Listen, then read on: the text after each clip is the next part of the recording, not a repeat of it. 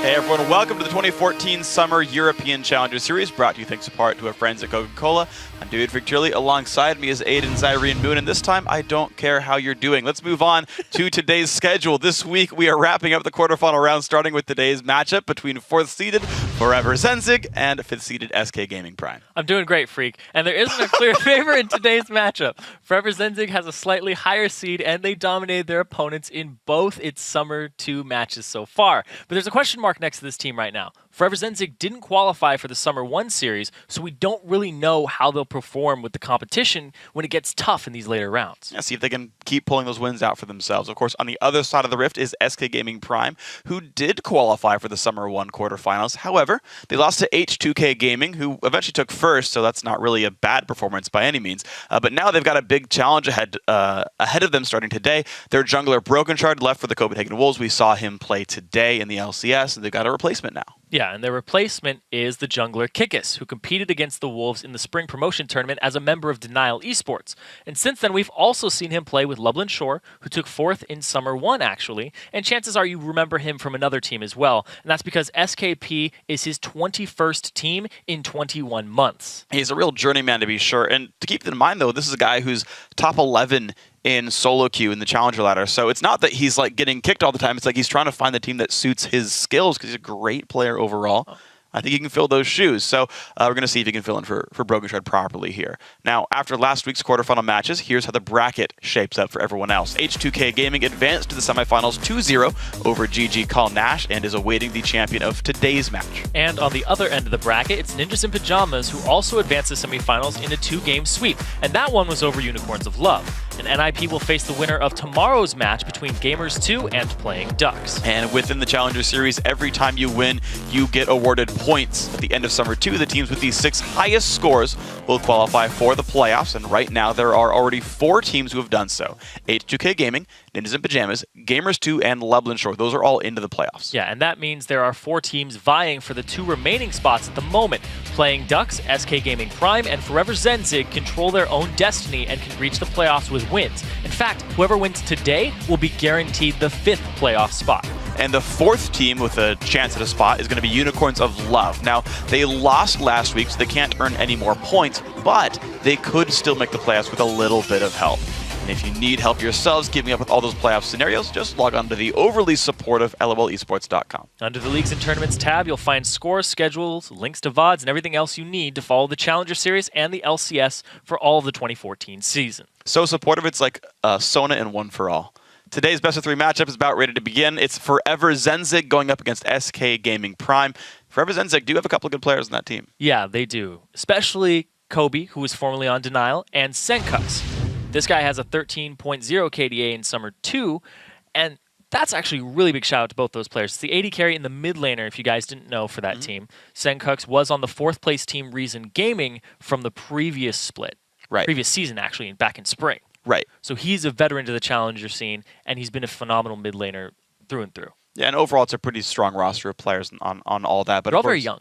Yeah, they are, and they've got enough. They've got a lot of good players though on there, and yeah, we're going to see them kind of keep leveling up throughout time as well. Want to talk about SKP a little bit though. They had Broken Shard in there, of course, who did move over to Copenhagen Wolves. He had a pretty reasonable performance overall as a player, but of course, he got pulled up to the big leagues, so he's got to get replaced. Yeah, and his replacement is Kikis, who had a 4.21 KDA in 2014. He's been through multiple Challenger Series splits on different teams. We talked about him earlier, 21 teams in 21 months, because he's just such a hot commodity. He's one of the top junglers in solo queue, and everybody's trying to get their hands on him, but they slip through every time when they don't perform up to his standards. Yeah, and it's interesting, though, because like his old team was Lublin Shore, and they actually will make the playoffs. They've got to find a replacement for him, but that's kind of the thing is we've watched throughout Challenger Series, like individual people who rise up, like this guy is an all-star, this is a guy to watch for, and you've got guys like Ko as well as Trashy, 2 big junglers on, I guess, NIP and H2K respectively, where like these are guys to watch for, they're big playmakers for the team, and they stand out above the rest.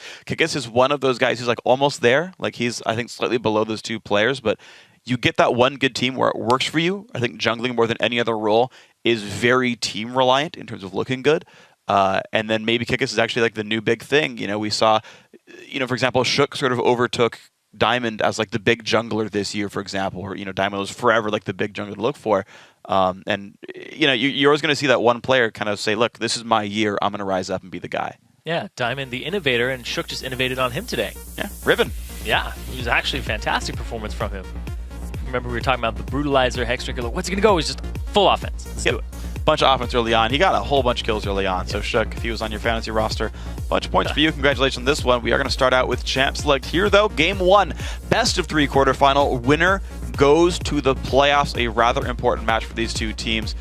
Xerath removed away from Watt to Fox, Cassidy away from Zencooks. No big surprise there. Yeah, Xerath picked 3 games today in the EU LCS. A little surprising to me, but also the fact that he's in the meta again means that more assassins are going to come back into the meta, more gap closer type champions.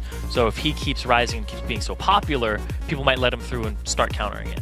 I got to see what these guys end up doing, and that is kind of the big thing, is there's a lot of these popular picks where if you can rely on them being picked, you can build counter strategies, and that's one of the big things I think with teams that prepare for specific opponents. I think in Challenger Series you have the time to do so. Your matches are 1 to 2 weeks apart, and you can be like, okay, we know what they're going to go for. Get your strats together. Gragas removed away from Smitty here. Caitlyn away from Kobe.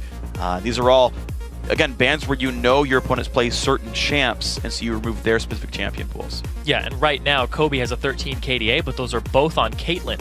And also, Kikis, his most played is Lee Sin. His name might actually even be after Lee Sin. Just kicking people into everybody. But he has a ton of games on that, and then his second most played is like a third of that. So he's really known for his Lee Sin play. Well, we'll see if he can kind of keep up with something else in the roster, though. Lulu going to be grabbed right away for Forever Zenzig. And now SKP Prime going to look at just the old standby lanes. Why the heck not? Lucian Thresh, a great dual lane overall. No bans aside from the Kate. Dropped the bottom lane champs, and they're just going to go for this one. Yeah, I was really surprised when they banned away the Gragas on blue side right now for Forever Zenzig. But Lulu Gragas are really the S tier of top lane. Gragas actually beats Lulu in a head-to-head, but Lulu will scale later into the game, even if she's shut down. Like Gragas, if you shut him down, he's kind of limp in the late game. He's not very effective. Yeah. So they ban that away, first pick the Lulu for themselves, and secure that matchup, because that's going to be a safe lane now. There's nothing currently in the game that holds toe-to-toe with that. At least something that people have shown so far. Discovered. That's the thing, is like champs come out of nowhere all the time. People hadn't played top Lulu despite not being changed in forever, and then realized that she was good. So it's always fun to see, like, oh man, this jungle Riven's the new thing. I want to see how the adaptations keep going on. Morgana support against Thresh, skill matchup there. The Evelynn jungle with Lee Sin dropped away. Great pick as well. Yeah, I like that, and this is looking like a more and more supporty team. They're going to need some hyper carries in here. Kog'Maw still up. Lucian picked away. Tristana still up as well. Kobe's going to have to go with something along those lines, because the Caitlyn band away Lucian picked, it's really all he has left. Right, and I feel like, knowing his champion pool, I feel like Tristana would be the most thematically accurate to what he plays, right? Long range, has escapes, that would fit the bill. And again, you play a hyper carry with a bunch of supporty champions, and like, great, it's all kinds of synergy right there in the mix. But we'll have to see what he actually wants to go for, if he wants to play more spellcaster. Zencooks might go for Yasuo. Ooh. I'm sorry. I was like, you want to jump Epiphany. In there. Yeah, no, Epiphanies are very worthwhile jumping into, because you never know. But looks like he's not going to pick that just yet. I mean, it could be Rise mid or top. Normally, most people have that in their pools regardless. I don't see a lot of Rise from Smitty, but you never know.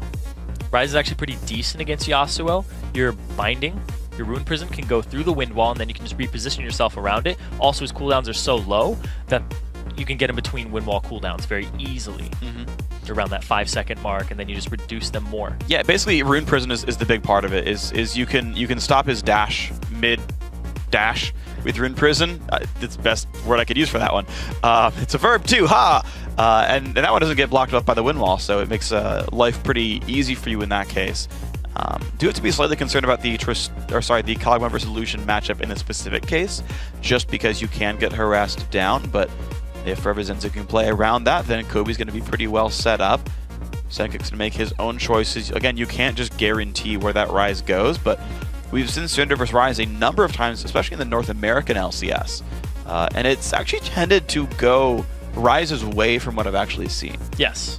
Yeah, it has been, which is a little surprising to me that he's going to go with the Syndra here, but he's trusting his ranges. He's trusting that he can stay out of his little mid-range zone and just use the long-range pick of Syndra, because you can Fog of War bush somebody. Yeah. If you clear the wave and then you roam, it's usually in Syndra's favor, because even if you don't roam all the way and you stand in a bush, you can pick people off very easily with a full combo. And that's the cool thing about Syndra. She's just so good at picking people off. In terms of like, I know, like, but I think like the beginning of this year, the end of last year, one of the big things commentators would talk about in Champ Select is like what a comp would try to do and be like, this is a pick comp, this is a team fight comp, this is a split pushing team. Syndra definitely falls under the pick category of champions. One of the longest range stuns in the game with a max range QE combo, a lot of single target bursts, so you can create a lot of pressure that way by saying, hey, there's a Syndra on the loose, you know, hide your backline. It is going to be Ryze top, Orianna mid here for SK Prime, so their lineup has come together now. Seeming very team fight focused, actually, specifically. And for Zenzik, I feel like Kog'Maw's actually pretty safe outside the laning phase. Yeah, he's very safe. They have a lot of CC, a lot of peel for him. They don't really have a designated tank. Lulu will make somebody a little tanky, and Evelynn will eventually get there. You know, I don't always trust her as a tank, though. No, me personally. either. She's very squishy, just in base and things like that. Yeah. And also the fact you really want to build the Lizard Elder on her and get that going. Right. So breaking the team comps down, SK Gaming really look like they go for a wombo combo, ball delivery with AoE on top of that, with a safe bottom lane. And then Forever Zenzig look like they have a little more pick-oriented with some Kog'Maw team fighting, but it's a multi-threat pronged team. True. Kog'Maw, Syndra, you have a lot of focuses here that are very squishy, and if you divide them, you might be able to conquer. And the fact that Evelynn is going to be trying to come in and flank and set up the fight, you have a lot of things that it's on the shot calling of the enemy team to figure out who we focus, who's in range to focus, because these are very long-range threats. Yeah, absolutely the case. And if someone gets caught out, Jarvan goes in, the team's not ready, you're going to die to a Kog'Maw in like 4 seconds or less. So you've definitely got some concerns here on both sides. You play it right there, you're going to be good to go. Game 1 about to be started up here. Best of 3 once again. You win the game, you win the series, you are in the postseason playoff. That's a pretty important point right here. As the bracket goes on, we can see who's going to be able to guarantee themselves a bye in the first round and how high the seeds can go. But it's going to be the big test to see how well these teams can play right now in this series. This is the test right in front of them now. See if they're up to it right now. Standard utility for Ryze, and the mana coming through with the Sapphire Crystal. 530. He almost has more mana than health level 1. Not quite, though. It's a lot of extra base damage on his abilities. Yes. He will hit you rather hard. He's also running movement speed in his quintessences. He's running with the, okay. It looked like it's pretty standard. 377 move speed. That was actually quite fast. If you go deep utility, you have the out-of-combat move speed, the extra move speed, the 1.5% from the Tier 1 mastery. Looks like SK Prime. Yeah, they are running in here to look for some plays down to the jungle. I don't remember if they got spotted by the initial ward put down to the front side, but look at all these pings they're going for, saying, hey, check out people might be over here. Look, put your wards down. It is a very safe warding expedition for Forever Zenzig. They actually pinged out both wards that came down for SK Prime's invade. So, 4EZ knows actually everything that has happened so far in the early game. Yeah, but all these wards from Forever Easy, they're going to have a lot of coverage of this early game. You said they see everything. They're going to see it for a very long time. They're going to know which buff is started at, and they're going to know what SK Prime knows about them. That's a big thing, too. Because if you know what your enemy knows about you, you're like, okay, we can juke them. We can make sure that Lulu doesn't show himself so that they don't get a 2v1, things like that. Yeah, and that's the thing is the wards are also going to time out soon enough that Evelynn can actually remain hidden by the time she's gotten to her second buff here as well. So Rollighead, it's actually the guy's last name, by the way. Yeah. Learned that one. He tweeted at us. And here we go. So the beginning of the jungle starts. Both jungles going red buff. Kikis will end his route on the southeastern side. Rollighead will actually be towards the top lane when he finishes his buffs. Completely on the opposite end there. So we'll have to see if they group up middle, but at the same time, it's a very safe bottom lane for SKP. They can choose to snowball it and try to shut down Kobe and his Kog'Maw, which can be very deadly in the late game and just keep him down. Or they can try to get the Ryze going. They can try to get the gank assistance up there, but it's very hard to gank a Lulu. Yeah. Maybe a little easier. Even the Lulu's a pretty rough gank. Kikis, though, actually wants to try to invade and take something. I don't think he sees Evelynn right now, though, but he just does his basic timing of when a jungler would finish the camp. Kikis using his just knowledge of jungling to get this gank. He's just going to walk straight up. Jarvan's very good at brawling at level 2. All right, there's the auto attack for the slow. There's the flash. gets the flash and doesn't even go for the blue because the collapse from Senkux. Very smart play, though. He does actually burn a lot of health and mana. Smitty getting good damage on a Wonderwear, so now SKP is the better top lane. This could be enough to take the buff away. Yeah, Wonderwear half HP right now. He does have some biscuits for him. That's warded up, and they're going to be able to see Kikis doing this buff now. And he won't see Rollick head.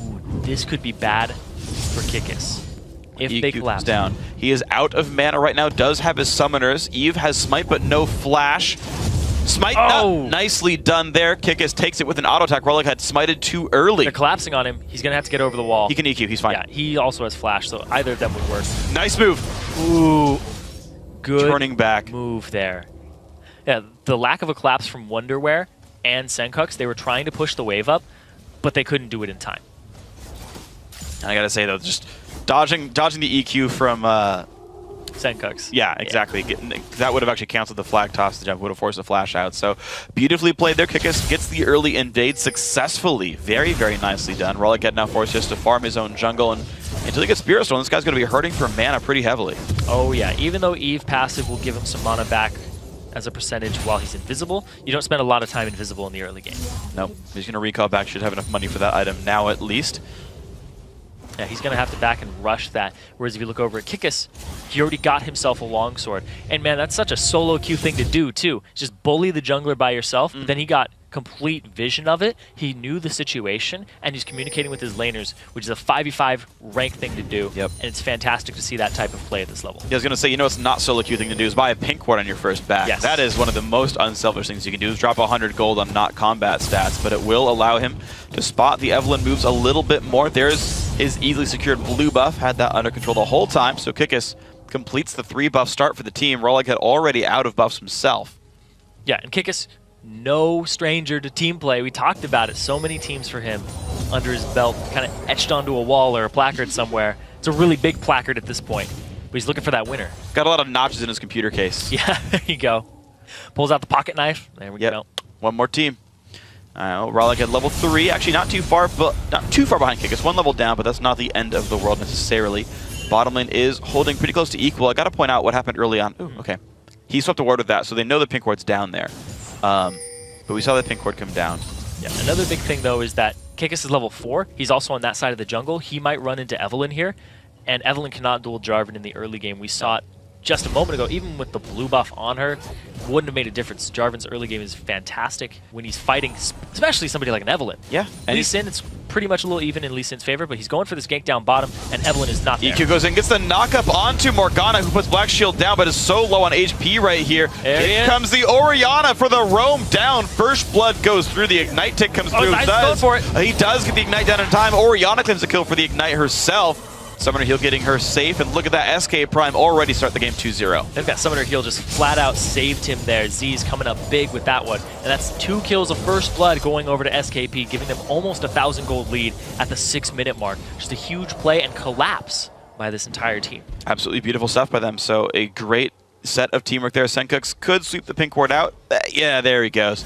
I gotta say, though, small misplay by Sweaty B to have not Black Shielded himself when the Jarvan knockup came through, or to have flashed it. And it's something actually that Official talked about really briefly in the last game we just watched in the LCS. Sometimes players, they'll flash after the CC and take a bunch of damage beforehand, and you still die when that happens a lot of the time. Yeah, using your flash preemptively, or even when you know they'd be in range for the ability, is actually better than waiting for the ability to land and then flashing after. Absolutely it is. Especially in the early game. Oh, yeah. But unfortunately for Forever Zenzig, they do drop down 2 kills so far, and Kikis has still been a part of everything. So as far as replacement junglers go, I would take a 0-0-2 job and he's still a buff. I'd be happy with that. Yeah, I would definitely take that too. He's down a level, but he's about to get that for himself because Rollick, he's just been running around farming. His impact on the game has been very minimal. And also I want to point out, the thing that allowed that gank to happen was that Kikis set up that pink ward, cleared the ward, then roamed down, provided pressure in that side of the jungle, but that allowed Orianna to just walk there, knew there was a pink ward, and his route was completely unscouted. It was beautiful stuff by these guys, so I gotta give a lot of props to SKP so far. They're playing this game pretty close to correct. The only downside, and it's really not a very big one, is the fact that they're not really hurting Kog'Maw's minion kills. He's only down 4 against Lucian. And with Z's just having assists, they're not really that far apart in item parity. And late game Kog'Maw is always something to be very concerned about as a team. Yeah, and they're both going for those attack speed items first. It's going to be the Trinity Force versus the Blade of the Ruined King here. Trinity Force Kog'Maw, very common. Saw that today as well. Kickus spending a lot of time getting ward coverage more so than just farming. Now looks for the mid lane gank. Not going to find that one. Okay. Rolakid is actually staying in the Fog of War for now. None of the wards exist in the southern jungle. Nice hook onto Kobe. The Black Shield incredibly late here, and he's one hit from dead. The Q won't quite do enough thanks to the exhaust of Sweaty B keeping his teammate alive. Thankfully, he threw out the Black Shield so that he couldn't get flayed backwards. Yeah. That would have been the complete death of him. And now, Rolakid looking for something down bottom, but his lane has to back. He wouldn't have any gank assistance or damage. Here's the interesting thing, though, is Kickus is ready to keep the pressure on this side of the map. He's basically choosing one side of the map and saying, okay, I'm going to crush you at blue buff, then I'm going to control bottom lane, then I'm going to go back to controlling blue buff. Yeah, that respawns. Senkook's coming by. Do they have Orianna in time to do anything? Down the pink ward. He has it warded himself, so he's able to see it. EQ. Oh, it got smited. EQ smite comes through, actually gets picked up by somebody, and that's going to be Kickus dropping for his greed, basically, on that one. Had no way out. Gets exploded now. The Glitterlens comes out for a Wonderwear. This could be a stun as well. Onto Smitty the slow. One more time from Senkooks as well. Has the red buff. Shockwave onto 2. Will let the team get away, but that was all kinds of greedy by Kickus. Yeah, Kickus went straight in. Didn't have his flash to get out. And he got blown up by Senkooks in just a tiny combo. You gotta be careful, man. You are basically full squishy as Jarvan.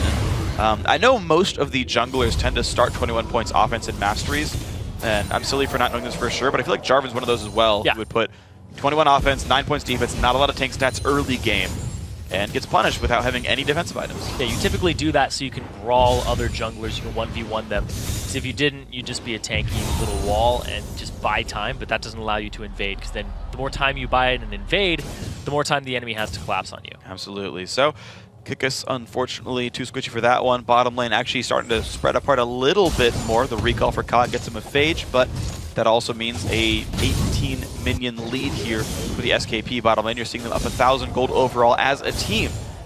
They are doing pretty well in this game, despite being, I guess, slightly lower or worse seeded in this tournament. Yeah, I don't know how indicative that is of their play, though. Not much. It's just rank 5, basically. Yeah, not very much at all. Rolakid, gonna get... Ooh. He predicted the juke directions, was slightly out of range. Now Zaitan's got to be real careful. The ulti comes in from Sweaty B as well.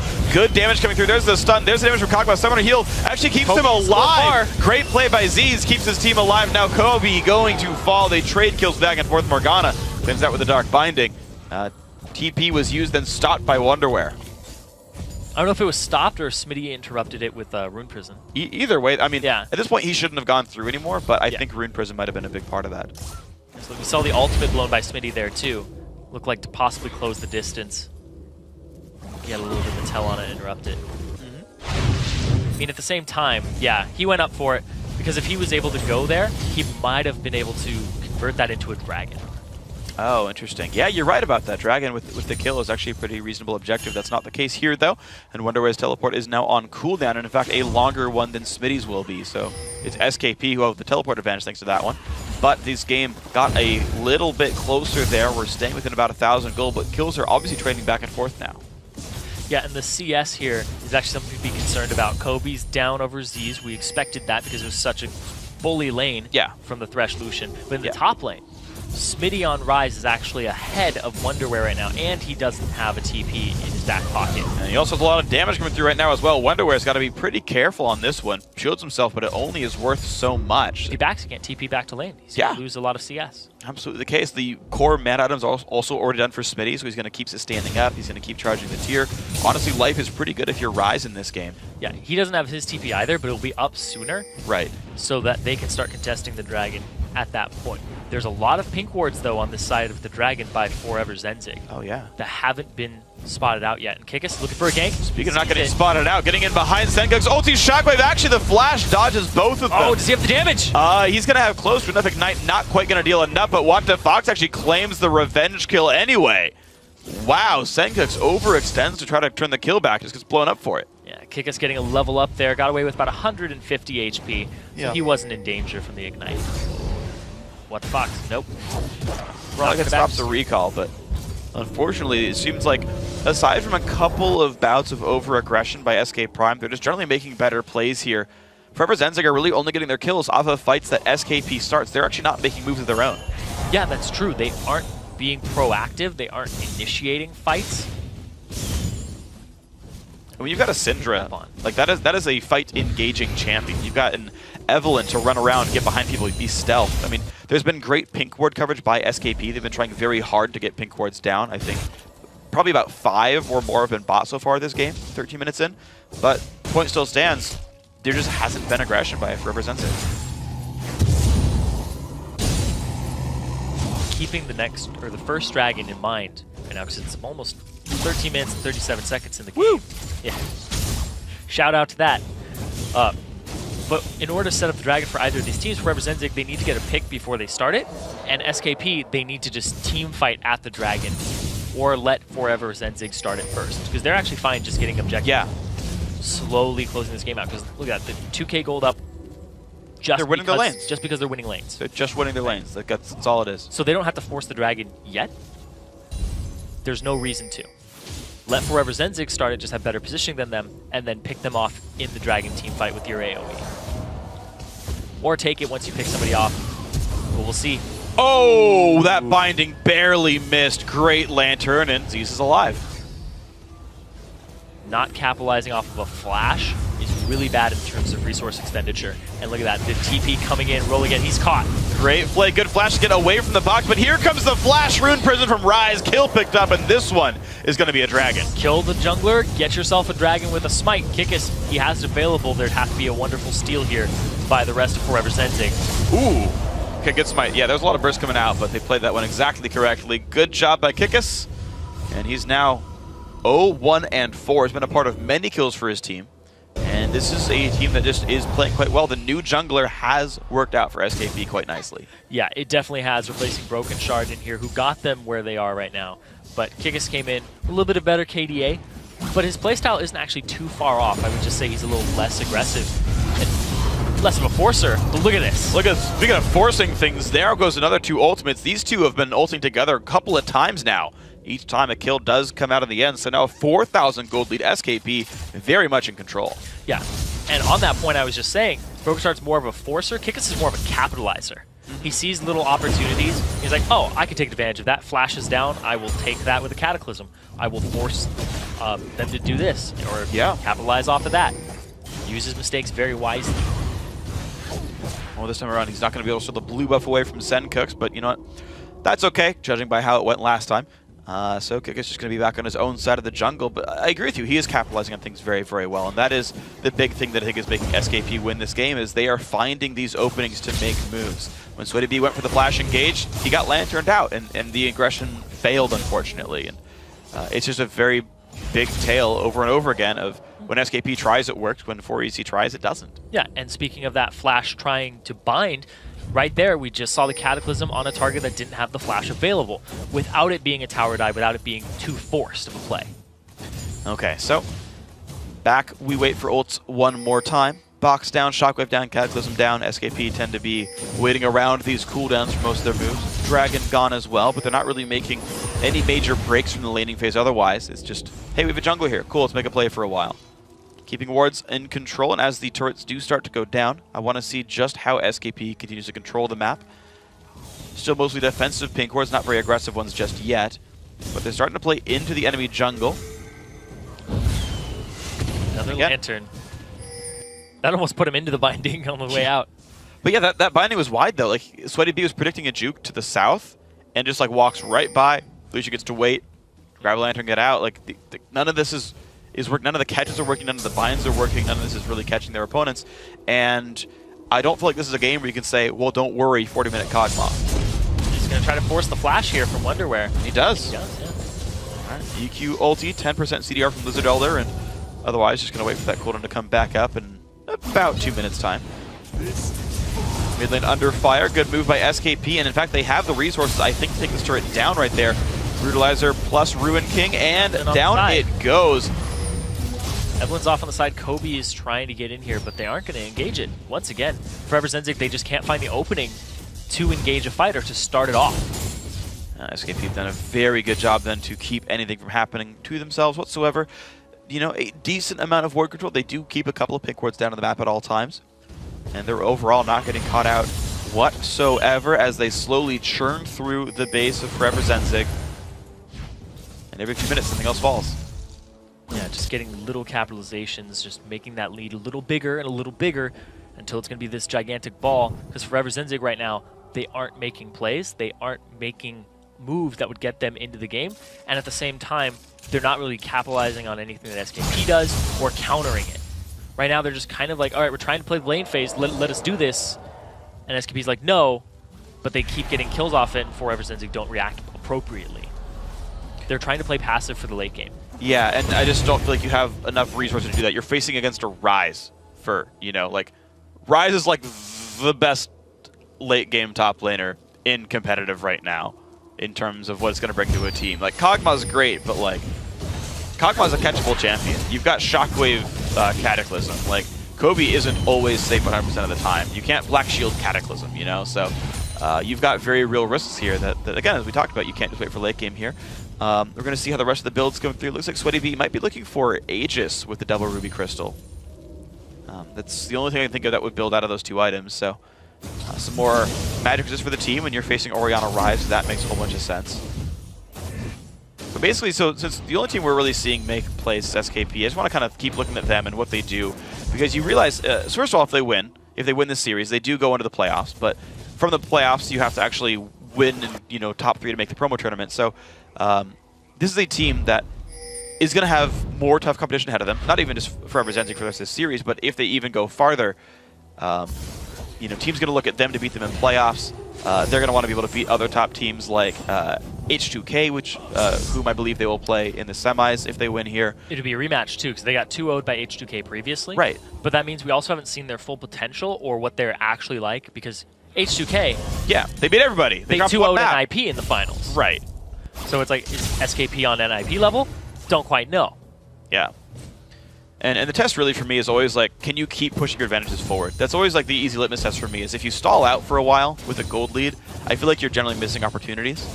And basically, all we've really seen from SKP since the last Dragon was they sieged mid once. That's a little bit concerning to me, just because I feel like there should be more plays available, ways to rest ward control, take us out of the jungle, steal a blue or red buff. Not seen any of that yet. Yeah, and right now, since the last Dragon, it's been 6 minutes. It's about to come up again, and Forever Zenzig are in a position right now to set up for it. Okay, 4EZ have grouped up. They got the stun into Zaitan. There comes a bit of burst, but no Syndra ulti comes through. They didn't commit to actually killing off the Thresh. He loses a bit of health, but he's back in this game, and SKP are going to start Dragon for themselves. Both top laners have TP. Well, the vision of it is there. Rolican, not vision quite yet. Smite distance. They're going to try to smite fight this. Smite fight comes out, and it goes to kick us right there, and now the engage comes through. Shockwave hits only one rare, but he goes down thanks to Ryze, even despite the wild growth. Into the back line goes Kickus. He finds Sencooks as well. Ulti hits Kickus, but he's going to stay alive through the shields, and more kills keep coming through. 3 so far. The rest of the team forced to run away on this one. SKP winning again. Huge team fight there coming out on top. WattTheFox still has Flash. Don't know if he's going to try to keep going for this one. Instead, they're just going to get some objectives off of it. No, he actually does want this. He flashes the binding. Flash the binding, finds Kobe. In comes Kickus as well. Mid-tier 2 is going to be theirs for sure. We'll see if they can grab much more. Only 22 minutes into the game, and these guys are in a commanding 9,000 gold lead already. Off of that Dragon and that team fight, the 4-for-0, and now they're going to get an inhibitor turret for it, or at least attempt to get one. That's going to be their turret for sure. It's a 5v4, so out they go. Jumps to his own flag, and this is going to be a safe situation. Now 10,000 gold the lead. Very significant margin there. SKP, well, they waited for the next Dragon, but when they took it, man, did they explode. Yeah, that was the type of situation I was talking about, where Forever Zenzig, after Dragon, need to get a pick before it starts. They almost had the opportunity onto Zaitan. They couldn't blow him up, though. Then the team fight starts after SKP has started up the Dragon. And like I said, you want to bait Forever Zenzig into this fight if you're SKP. We see the smite from Kickus, he picks it up. The Shockwave hits one and gets another flash, and then Sweaty B comes back into the fight, and Wonderware gets taken out despite using his ultimate, and they go straight for Sencooks. Kickus locks up the back line, and they just shred through everybody else. And this was exactly what SKP wanted coming into that Dragon. They wanted to have it started up, and the positioning with an Orianna, Jarvan, and the rest of their team, the Rise on top of it with the TP on the ward, was impeccable. And then he swaps over to Kobe here, and you see the final pickup. I really like the little things he did, right? Walking over to pick up the ball, as well as like switching targets halfway through. He was like, I see a Morgana. Wait a second. I see a Kog'Maw. Good stuff. So SKP down the line, I think all the players are playing awesome. Every single lane they were winning. And Kikis had one over-aggressive move. That was it, and otherwise has been playing really on point. Hasn't missed a single smite all game either. That's actually an important skill. It's hard to track, but so far, he's been perfect. Yeah, he has been. And the over-aggressive move that he made was the one for the buff steal, but then he ended up giving buffs over to the mid laner on Senkux. Ooh. Senkux didn't do too much with it. More like I just want a smite fight. Took the big Wraith. Oh. Kikis isn't perfect anymore. Yep, never mind. It's trash. Replace him. Needs another new team next month. Let's get dropped. He missed a big Wraith. Look at that. Look at that gold difference between the two junglers, though. Oh, 1,600 just between the two. Yeah, that is very, very rough. They just, and you talk about Evelynn not being a real tank, oftentimes. This is a situation. Eve needs a gigantic gold lead to be a real tank in a game, and that is not going to be the case. Giant's Belt as the only tank item, 24 minutes in. Not exactly a durable champion. SKP, they don't go for Baron. They do have some ward coverage over it to a certain extent, but their game plan is actually, with this gold lead, let's siege bot. Here comes the push on in. Ball comes out to zone Kog'Maw, where you can see Kobe can't attack anything. It is just Senkux who can defend this. Speaking of durable champions, Kikis doesn't have any armor. Oh. He's gone all magic resistance now to withstand the combo from Senkux, which has been his death the first time and almost killed him the second time.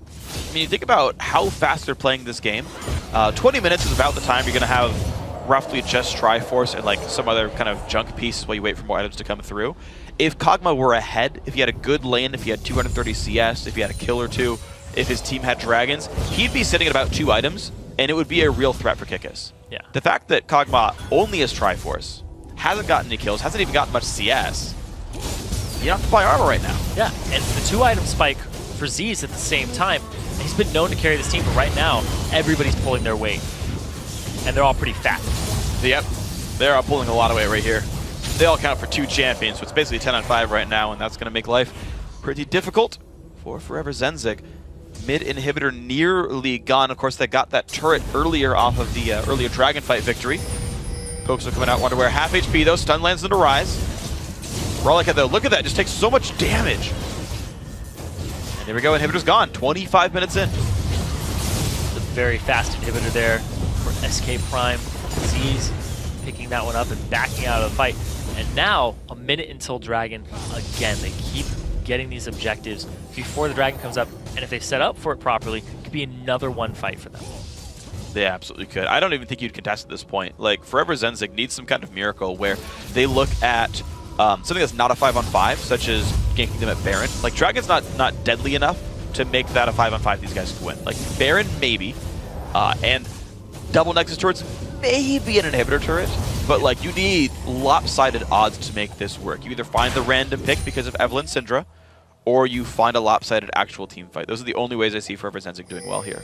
It'll be a big team fight, the next one that we see, because everybody has their flashes available. It's going to be a very mobile fight. Everybody's ready for this, and there's no real advantage that you can capitalize on. Even if Forever Zenzig get a pick on somebody, they can still just flash right out of it if it's not a full combo destruction. Yeah. What I do have to commend Forever Zenzig on, though, is that you actually mentioned all the flashes being up. This also means that Forever Zenzig have made sure they have not gotten caught ever since that last team fight.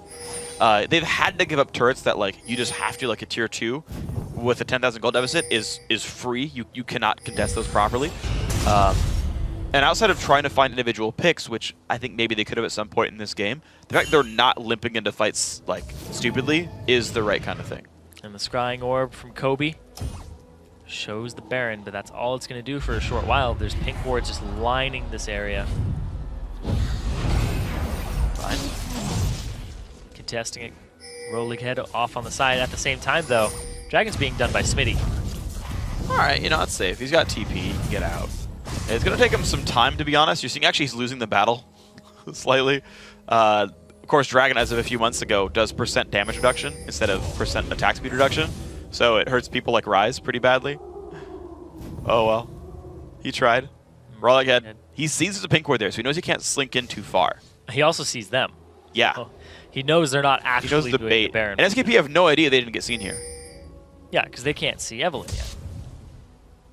They're still waiting. But the thing is, this is fine. SKP are split pushing with Ryze. They will pull attention. Mid lane will push in. They will at some point require significant attention elsewhere by Forever Zenzig, and at that point, it's a Baron. Unless you get outsmited. Yeah. Kikis has a better record in smites this game, though. This represents his chance to get back in the game.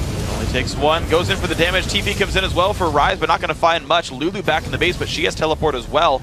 SK Prime do go back to Baron, but they're now a couple of spells down. 2 ultis were, actually 3 ultis were burned for that. For none for Forever Zenzig. This is the kind of fight that they might want. Flash goes in. Nice knockback there by Senkux, but doesn't get caught. He just might, and there's the Cataclysm. A massive one at that. They trade 1 for 1 so far. Shotgun catches on to 2. These are more fights going SKP's way. They're going to find 4 kills here. Only Wonderware's alive. It's a huge Smitty there with so many levels in this game. 2 over Wonderware. We see him right there, trying to get him off the field. Teleporting. He knows. He knows he's done. He knows.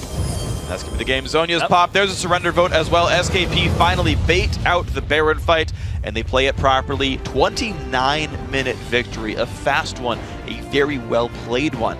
SKP up 1-0. Yeah, they knew what their win conditions were. They just had to team fight, show up at the Dragons, test, and then they come out on top. Kikis did a very good job of setting up the lanes in the early game and then snowballing off of that. Yeah, and I guess I got to apologize for SKP a little bit. I was a little bit concerned when they won Dragon Fight number 1 and then waited for 6 minutes for Dragon Fight number 2, because I'm always concerned when you're like, we're just not going to do anything, and don't worry, Dragons will do it for us. Because picks happen and games slip away from your fingers sometimes. But that second Dragon Fight was everything. They were a team fight-based composition, as you pointed out in the early game there. And they found the team fight. Said, if you fight us at Dragon, it'll be horrible for you guys. That's exactly what happened. Gotta say, a well-played game. Yeah, and that 6-minute lull, I do chalk it up to the fact that they're kind of using Kikis' play style, where he's capitalizing off of bad moves or moves that aren't ideal, and really turning it in his team's favor instead of forcing something and being like, we've been around for 6 minutes, I'm just going to do something because I have to do something. Yeah. There's a lot of top junglers that are like that. Kikis has a slightly different style. Yeah, he seemed to be pretty smart about it. There was the one bad blue buff force. That one's shame on you, but otherwise... otherwise, yeah, a largely great game. And I do love the early invade that he played. Because here's the cool thing. The early invade by SKP, they trinket warded the entire western jungle. They warded the entire blue buff side. They knew Eve started red. There are so many cool mind games here. Because, first of all, Kobe and Sweaty Bee did not leash Evelynn's red. They were in the lane right away because they got the early push, so they weren't down in level, so they actually got to hold up CS the first few waves. Like, that was, I think, the right choice strategically. It does slow down Evelynn, but again, it put their dual lane in a decent spot. Kikis sees this. He sees no leash, and he knows she started red and says, I can get to you in time. Goes across the map, gets there when Dragon's still fairly, blue buff isn't smiteable yet. Uses all that information to make the right choice and start that invade, and that sets a lot of the game into motion. And that's one of those tiny things, too, where if you don't get a leash, you're going to use more potions, and you only get 4 right now. True. With the Hunter's Machete. Yeah. So he's running out of HP in his inventory and in his health bar, so that if you invade him, you do a little bit of damage. Even if you hit him once or twice, you got Martial Cadence, you're going to chunk him down a tiny bit. Yep. He has to back off of that objective. And the fact that Senkux came in and was able to help them pick it up was the big part of that. Yeah, so overall, very well played game. Yeah, I mean, and again, a lot of things cascaded on. You talk about the fact that Kikis capitalizes on his team's good plays and his opponent's misplays. Did so. Very well done game. Under 30 minutes, again, is a remarkably fast score. So GG, well played to SKP. Guys, going to take a quick break, but when we return, it's time for Game 2 between SK Gaming Prime and Forever Zenzig. Don't go anywhere. But is so low on HP right here. Here comes the Orianna for the roam down. First blood goes through. The ignite tick comes through. Nice for it. He does get the ignite down in time. Good damage coming through. There's the stun. There's the damage from Kog'Maw. 700 heal. Actually keeps him alive. Great play by Z's. Keeps his team alive. Now Kobe going to fall into the back line. Goes Kikis. He finds Senkux as well. Ulti hits Kikis, but he's going to stay alive through the shields. And more kills keep coming through. Nice knockback there by Senkux. But doesn't get caught. He just might. And there's the Cataclysm. A massive one at that. They trade 1 for 1 so far. Shotgun catches on a 2. These are more fights going SKP's way. They're going to find 4 kills here.